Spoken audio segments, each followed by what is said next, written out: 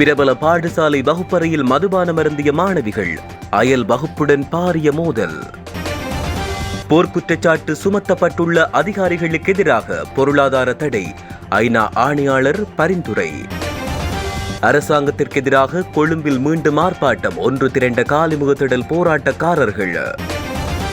அரச ஊழியர்களுக்கான முக்கிய தகவல், அரசு எடுத்த அதிரடி முடிவு. பாடசாலைகளில் அதிரடி நடைமுறை, கல்வி அமைச்சின் புதிய திட்டம். இலங்கைக்கு வரும் மிக முக்கிய நபர், கடும் பீதியில் முன்னைய மற்றும் பின்னைய அரசு. யாழில் பெண்ணை தகாத உறவுக்கு அழைத்த பிரபலம், யார் தெரியுமா? ஏஜென்சி நடாத்தி ஏமாற்றிய பெண், வெளிநாடு செல்லவிருப்போர் கடும் அவதானம். இலங்கையின் பிரபல நடிகை அதிரடி கைது. வெளிநாடுகளில் பணிபுரியும் இலங்கையர்களுக்கு மகிழ்ச்சியான செய்தியை அறிவித்த அரசாங்கம். பாதுக்க பகுதியில் சிறுமி துஷ்பிரயோகம், 5 இளைஞர்கள் கைது. அடுத்த 48 மணி நேரத்தில் உருவாக உள்ள தாளமுக்கம். பிரபல பாடசாலை மாணவி ஒருவர் தம்முடன் கல்வி பயிலும் சக மாணவிகளுக்கு வீட்டில் இருந்து எடுத்து வந்த பியரை பருகிய சம்பவம் ஒன்று இடம்பெற்றுள்ளதாக தெரிய வருகிறது. காலி மாவட்டத்தில் உள்ள ரூக்கடவல நகரில் உள்ள பிரதான பாடசாலை ஒன்றிலேயே இந்த சம்பவம் இடம்பெற்றுள்ளது. தரமட்டில் கல்வி பயிலும் மாணவி ஒருவரை இவ்வாறு வீட்டில் இருந்து பியரை எடுத்துச் சென்றதாக கூறப்படுகிறது. போதை மயக்கத்தில் பின்னர் அருகில் உள்ள வகுப்பு மாணவிகளுடன் தகராற்றில் ஈடுபட்டதாக தெரிவிக்கப்படுகிறது. இது தொடர்பில் ஆசிரியர்களுக்கு கிடைக்கப்பட்ட தகவலுக்கு அமைய மேற்கொள்ளப்பட்ட விசாரணைகளின் அடிப்படையில் மாணவிகள் பியர் அருந்திய விடயம் தெரிய வந்துள்ளது. இந்நிலையில் மாணவி பாடசாலைக்கு எவ்வாறு பியர் எடுத்து வந்தார், அதை பாடசாலை நேரத்தில் பருகியது எப்படி, பாடசாலை நிர்வாகம் என்ன செய்து கொண்டிருக்கிறது என பிள்ளைகளின் பெற்றோர் கேள்வி எழுப்பியுள்ளனர். இலங்கை அரசாங்கத்துக்கு எதிர்ப்பு தெரிவித்து கொழும்பில் நேற்று ஆர்ப்பாட்டம் ஒன்று முன்னெடுக்கப்பட்டது. காலிமுகத்திடல் போராட்டக் களத்தின் செயற்பாட்டாளர்கள், சிவில் சமூகத்தினர் உள்ளிட்ட மேலும் பலர் இணைந்து பத்திரமுலையில் உள்ள தியத உயர பகுதியில் இந்த சத்தியாகிரக ஆர்ப்பாட்டத்தை முன்னெடுத்தனர். கருப்புடைகள் அணிந்து போராட்டக்காரர்கள் இந்த ஆர்ப்பாட்டத்தை முன்னெடுத்தனர். இலங்கை அரசாங்கத்தின் அடக்குமுறைகளுக்கு எதிர்ப்பு தெரிவித்து மக்களுக்கு நிவாரணம் வழங்காத இந்த அரசாங்கத்தை வீட்டுக்கு அனுப்ப வேண்டும் என்ற துணைப்பொருளில் இந்த ஆர்ப்பாட்டம் மேற்கொள்ளப்பட்டது. மக்களுக்கு நிவாரணம் வழங்க கோரியும், மக்களின் பிரச்சினைகளுக்கு தீர்வு கோரியும், பிரதான உணவுப் பொருட்களின் விலைகள் குறைக்கப்பட வேண்டும் என தெரிவித்தும், விலை அதிகரிப்புக்கு எதிர்ப்பு தெரிவித்தும் இந்த ஆர்ப்பாட்டம் முன்னெடுக்கப்பட்டது. மேலும் பயங்கரவாத சட்டத்தின் கீழ் கைது செய்யப்பட்ட காலிமுகத்திடல் போராட்டக்காரர்களை விடுதலை செய்ய கோரியும் இந்த ஆர்ப்பாட்டத்தின் போது வலியுறுத்தப்பட்டுள்ளது. இலங்கையில் அரச ஊழியர்களுக்கு ஊதியமின்றி விடுமுறை வழங்குவதற்கான விசேட சுற்றறிக்கை ஒன்று வெளியிடப்பட்டுள்ளது. குறித்த சுற்றறிக்கை பொது நிர்வாகம் மற்றும் உள்நாட்டு அலுவல்கள் அமைச்சின் செயலாளர் மாயாதுன்னவின் கையொப்பத்துடன் வெளியிடப்பட்டுள்ளது. அதாவது கடந்த ஜூன் மாதம் 13ஆம் தேதி நடைபெற்ற அமைச்சரவை கூட்டத்தின் போது இது தொடர்பான முடிவு எடுக்கப்பட்டு செப்டம்பர் 6ஆம் தேதி அமைச்சரவை ஒப்புதல் அளித்துள்ளது. இந்த விடயத்தை ஓய்வூதியத்துக்கு எந்தவித பாதிப்பும் இல்லாமல் அதிகபட்சமாக 5 ஆண்டுகள் வரை ஓய்வூதியம் பெறும் அரசு ஊழியர்கள் இந்த சிறப்பு விடுமுறைக்கு விண்ணப்பிக்கலாம் என அறிவிக்கப்பட்டுள்ளது. இதேவேளை அரசு ஊழியர்களுக்கான ஓய்வூதிய கொடுப்பனவை வழங்குவது தொடர்பான அனுமதி ஒன்று அமைச்சரவையால் வழங்கப்பட்டுள்ளமை குறிப்பிடத்தக்கது. கல்வி மறுசீரமைப்புடன் அடுத்த வருடம் தரம் 1 முதல் அனைத்து பாடசாலைகளிலும் ஆங்கில மொழிமூல கல்வியை அறிமுகப்படுத்த திட்டமிடப்பட்டுள்ளதாக கல்வி அமைச்சர் சுசில் பிரேமச்சந்திர தெரிவித்துள்ளார்.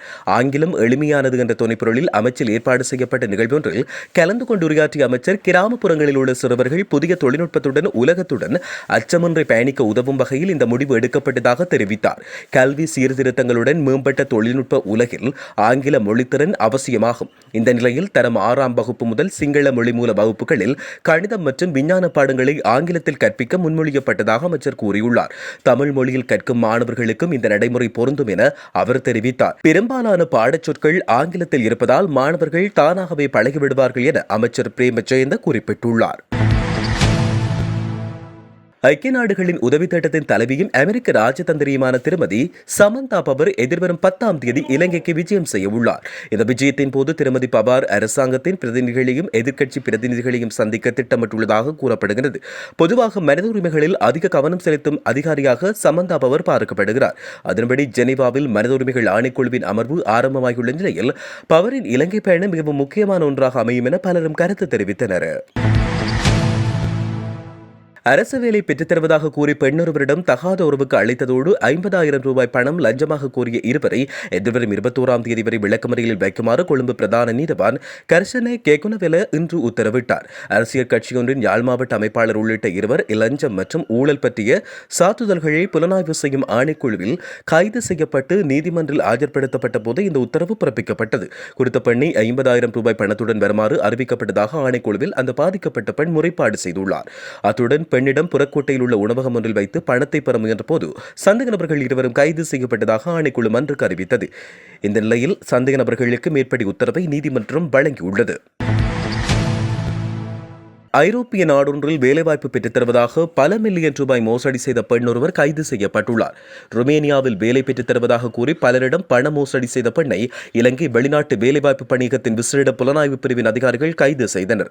குறித்த பெண் வழங்கிய உறுதிமொழிக்கு அமைய வேலையை பெற்றுத்தரவில்லை என பல முறைப்பாடுகள் பணியகத்தின் விசேட புலனாய்வு பிரிவுக்கு கிடைத்துள்ளன. இதனைத் தொடர்ந்து மேற்கொள்ளப்பட்ட விசாரணையின் அடிப்படையில் ராஜகிரேவில் நிறுவனத்தை நடத்தி வந்த நிசிகா சமன்மலி சமர்வீர் என்ற சந்தேக நபர் கைது செய்யப்பட்டுள்ளார். இதேவேளை குறித்த நிறுவனத்திலிருந்து 23 வெளிநாட்டு கடவுச்சீட்டுகள் மற்றும் பல ரோமானிய வேலை விண்ணப்பங்கள் அதிகாரிகள் கைப்பற்றியுள்ளதாக தெரிய வருகிறது. கைது செய்யப்பட்ட சந்தேக நபர் இதற்கு முன்னர் இதேபோன்ற குற்றங்களுக்காக நீதிமன்றத்தால் பிணையில் விடுவிக்கப்பட்டவர் என்பதும் மேலதிக விசாரணைகளில் தெரிய வந்துள்ளது. இலங்கையின் சிங்கள நடிகை தமிதா அபிரத்தன கைது செய்யப்பட்டுள்ளார். கடந்த ஜூலை மாதம் இடம்பெற்ற போராட்டத்தின் போது ஜனாதிபதி செயலகத்துக்குள் பலவந்தமாக நுழைந்த சம்பவம் தொடர்பில் அவர் கைது செய்யப்பட்டுள்ளார். குறித்த சம்பவம் தொடர்பில் இதற்கு முன்னரும் பலர் கைது செய்யப்பட்டமை குறிப்பிடத்தக்கது. வெளிநாடுகளில் பணிபுரிகின்ற இளைஞர்களுக்கு பல வசதிகளை செய்து கொடுப்பதற்கு நாங்கள் நடவடிக்கை எடுத்திருக்கிறோம் என அமைச்சர் மனுஷன் ஆணையக்கார தெரிவித்துள்ளார். வெளிநாடுகளில் பணிபுரிந்தவர்கள் அனுப்பிய அந்நிய செலவணி கடந்த வருடங்களை விட இந்த வருடம் மேலும் குறைவடையலாம் என அவர் கூறியுள்ளார். எனினும் அடுத்தடுத்த மாதங்களில் ஒரு முன்னேற்றம் ஏற்படும் என நம்புவதாக அமைச்சர் மனுஷன் ஆணையக்கார தெரிவித்தார். வெளிநாடுகளில் பணிபுரியும் இளைஞர்களுக்கு பல வசதிகளை செய்து கொடுப்பதற்கு நாங்கள் நடவடிக்கை எடுப்பதன் மூலம் அந்நிய செலவணி வருகை அதிகரிக்கும். இது கோவிட் காலத்தில் இருந்த தாக்கத்தை ஏற்படுத்தியது. கோவிட் காலத்தில் பலர் வெளிநாடுகளில் இருந்து இலங்கைக்கு வந்தனர். அவர்கள் அவ்வாறு வந்தபோது இலங்கையில் மாற்றாந்தாய் மனப்பான்மையுடனே பார்க்கப்பட்டனர். மனித குண்டுகள் வருவதாக கூறப்பட்டது. அடுத்ததாக மக்களை பொறுத்தவரை தமக்கு வீடொன்றை நிர்மாணித்துக் கொள்ளவும் வாகனம் ஒன்றை கொள்வனவு செய்யவும் அதிகளவில் வெளிநாடுகளுக்கு செல்கின்றனர். ஆனால் தற்போது நாட்டில் நிர்மாணங்கள் இடம்பெறுவதில்லை. எனவே மக்கள் டொலர்களை அனுப்பாமல் இருக்கிறார்கள். அடுத்ததாக உண்டியல் முறையில் டொலர் அனுப்பியதாலும் நமக்கு வருகின்ற டொலர்களில் வீழ்ச்சி ஏற்பட்டது என அமைச்சர் குறிப்பிட்டார். அடுத்ததாக மக்களை பொறுத்தவரை தமக்கு வீடொன்றை நிர்மாணித்துக் கொள்ளவும் வாகனம் ஒன்றை கொள்வனவு செய்யவும் அதிகளவில் வெளிநாடுகளுக்கு செல்கிறார்கள். ஆனால் தற்போது நாட்டில் நிர்மாணங்கள் இடம்பெறுவதில்லை. எனவே மக்கள் டொலர்களை அனுப்பாமல் இருக்கிறார்கள். அடுத்ததாக உண்டியல் முறையில் டொலர் அனுப்பியதாலும் நமக்கு வருகின்ற டொலர்களில் வீழ்ச்சி ஏற்பட்டது என அவர் குறிப்பிட்டார். பாதுக்க பின்னவல பிரதேசத்தில் சிறுமி ஒருவரை துஷ்பிரயோகம் செய்ததாக கூறப்படும் 5 இளைஞர்கள் கைது செய்யப்பட்டதாக பாதுக்க போலீசார் தெரிவித்தனர். சம்பவம் தொடர்பில் ஹங்வெல போலீஸ் நிலைய கட்டளை தளபதிக்கு கிடைத்த தகவலின் அடிப்படையில் குறித்த சிறுமி சம்பவம் தொடர்பில் முறைப்பாடு செய்வதற்காக பாதுக்க போலீசாரிடம் ஒப்படைக்கப்பட்டுள்ளார். இதன்படி நேற்று முன்தினம் பாதுக்க போலீசில் சம்பவம் தொடர்பில் சிறுமியும் அவருடைய தாயும் முறைப்பாடு செய்தனர். சிறுமியின் வாக்குமூலத்தின்படி சம்பவத்துடன் தொடர்புடையதாக சந்தேகப்படும் 5 இளைஞர்களிடம் தற்போது விசாரணைகளை மேற்கொண்டு வருவதாக போலீசார் தெரிவித்தனர். சந்தேக நபர்கள் 19, 20, 22 மற்றும் 27 வயதுடையவர்கள். துஷ்பிரயோகத்திற்கு உட்படுத்தப்பட்டதாக கூறப்படும் சிறுமியின் வயது 14 என போலீசார் தெரிவித்தனர். சம்பவம் தொடர்பில் மேலும் விளக்கம் அளித்த பாதுக்க போலீசார் குறித்த சிறுமி காதல் உறவில் ஈடுபட்ட இளைஞருடன் வந்திருந்ததாகவும் அவர் துஷ்பிரயோகத்திற்கு உட்படுத்தப்பட்டமை ஆரம்ப விசாரணைகளின் போது தெரிய வந்ததாகவும் பின்னர் அவருடைய நண்பர்கள் சிலரும் துஷ்பிரயோகம் செய்துள்ளதாக தெரிவித்தனர். கடந்த 3ஆம் தேதி இந்த சம்பவம் இடம்பெற்றுள்ளதாக போலீசார் தெரிவித்தனர். சிறுமியின் வாக்குமூலத்தின் அடிப்படையில் அவர் கூட்டு பலாத்காரம் செய்யப்பட்டிருக்கலாம் என சந்தேகிக்கப்படுவதாக போலீசார் தெரிவித்தனர். சம்பவம் தொடர்பில் விசாரணைகளை மேற்கொண்டு வருவதாகவும் சிறுமியை அவிசாவளை சட்ட வைத்திய அதிகாரியிடம் அனுப்பி வைக்கப்பட்டுள்ளதாகவும் போலீசார் குறிப்பிட்டனர். அடுத்து வரும் 48 மணி நேரத்தில் மத்திய வங்கக்கடல் பகுதியில் குறைந்த காற்றழுத்த தாழ்வு நிலை உருவாக வாய்ப்புள்ளதாக வளிமண்டலவியல் திணைக்களம் தெரிவித்துள்ளது. இந்நிலையில் காற்றின் வடிவ மாற்றங்கள் தற்போது கண்காணிக்கப்பட்டு வருவதாகவும் அத்திணைக்களம் கூறியுள்ளது. மத்திய வங்காள விரிகுடாவின் ஊடாக புயல் இந்தியாவை கடக்கும் சாத்தியக்கூறுகள் இருப்பதாகவும் வளிமண்டலவியல் திணைக்களத்தின் முன்னறிவிப்பு திணைக்களத்தின் பணிப்பாளர் சிரோமணி ஜெயவர்தன தெரிவித்துள்ளார். இலங்கையை திவாலாக்கியவர்கள் சட்டத்தின் முன் நிறுத்தப்பட வேண்டும் என ஐக்கிய நாடுகளின் மனித உரிமைகள் ஆணையாளர் மிச்சல் பச்லெட் கோரிக்கை விடுத்துள்ளார்.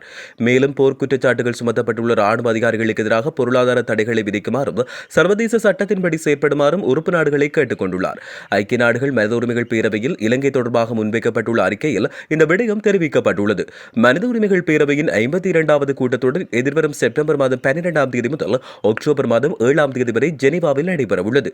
இதில் பங்கேற்பதற்காக நீதியமைச்சர் விஜயதாச ராஜபக்ஷ மற்றும் வெளிவிவகார அமைச்சர் அலி சப்ரி ஆகியோர் ஏற்கனவே ஜெனீவாவுக்கு சென்றுள்ளனர். நாகரிக உலகம் ஏற்றுக்கொள்ளாத கடுமையான சட்டங்களை பயன்படுத்துவதையும் அமைதியான போராட்டங்களையும் ஒடுக்குவதையும் நிறுத்துமாறு மனித உரிமைகள் ஆணையம் இலங்கை அரசுக்கு பரிந்துரை செய்துள்ளது. அத்துடன் நம்பகமான உண்மைகளை கண்டறியும் பொறிமுறை ஒன்றை உருவாக்குமாறு அரசாங்கத்தை வலியுறுத்தும் மனித உரிமைகள் ஆணைக்குழு ஈஸ்டர் தாக்குதல் தொடர்பான விசாரணைகள் முன்னேற்றம் அடையாமல் இழுத்தடித்து வருவது தொடர்பிலும் கவலை வெளியிட்டுள்ளது. வடக்கு கிழக்கில் இருந்து ராணுவத்தை மீளப்பெறவும் பாதுகாப்பு படைகளை சீர்திருத்தவும் அவர் பரிந்துரை செய்துள்ளார். இலங்கை ஒரு முக்கியமான கட்டத்தை எட்டியுள்ளது எனவும் போர்க்குற்றம் சுமத்தப்பட்டுள்ள ராணுவ வீரர்களின் விடுதலையை ரத்து செய்யுமாறும் அவர் கோரிக்கை விடுத்துள்ளார். 11 இளைஞர்கள் காணாமல் போனமை தொடர்பிலான அறிக்கையில் முன்னாள் கடற்படை தளபதி வசந்த கர்நாகொடவின் பெயருமே அவர் குறிப்பிட்டுள்ளார். ஈஸ்டர் தாக்குதல் தொடர்பாக சர்வதேச ஆதரவுடன் விசாரணை நடத்துமாறும் அவர் கோரிக்கை விடுத்துள்ளார். பிரபல பாடசாலை வகுப்பறையில் மதுபானம் அருந்திய மாணவிகள், அயல் வகுப்புடன் பாரிய மோதல்.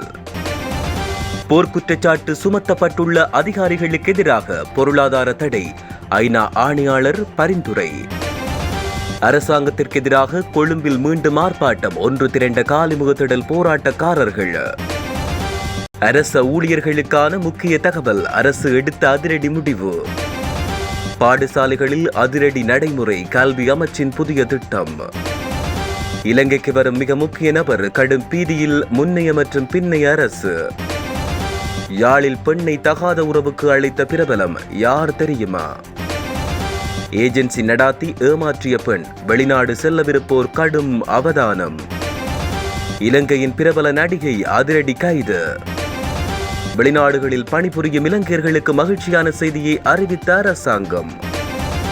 பாதுக்க பகுதியில் சிறுமி துஷ்பிரயோகம், 5 இளைஞர்கள் கைது. அடுத்த 48 மணி நேரத்தில் உருவாக உள்ள தாளமுக்கம்.